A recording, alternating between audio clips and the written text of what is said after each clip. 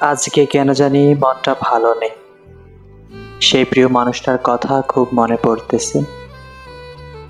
সেই ছিঁড়েছেনা মুখ, পাগল করা হাসি, মায়াবী চোখে তাকানো, তার সাথে কাটানো সময়গুলো।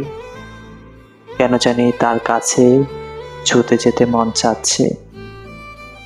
তাকে জড়িয়ে ধরে চিৎকার করে বলতে ইচ্ছে করতেছে, এখন আমি তোমাকে সেই প্রথম দিনের মতোই ভালোবাসি। কিন্তু তার সাথে যোগাযোগ করার মতো কোনো রাস্তা আমার জানা নেই। আসলে যাকে মন থেকে ভালোবাসা যায় তাকে কখনো ঘৃণা ভুলে থাকা যায় না।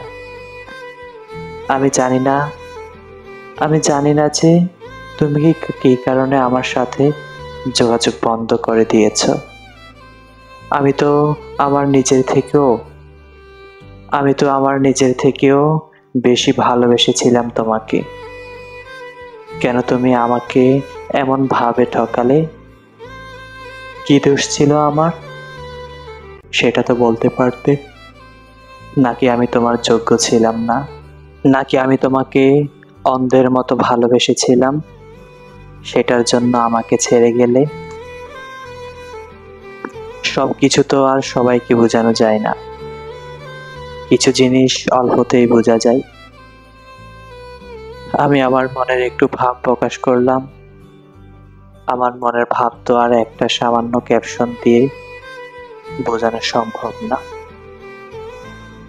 আমি দোয়া করি যার কাছে থাকো সবসময় যেন সুখে থাকো। সে যেন তোমাকে তোমার মতো করে ভালোবাসে। আমি তো আর তোমাকে ভালোবাসতে পারি নাই। আর সবচেয়ে একটা কথাই বলি, বিচ্ছেদের যন্ত্রণা খুব কঠিন। দোয়া করি আমার মতো যেন আর কাউকে বিচ্ছেদের যন্ত্রণা পেতে না হয়। আমার মতো যেন আর কাউকে বিচ্ছেদের যন্ত্রণা পেতে না হয়।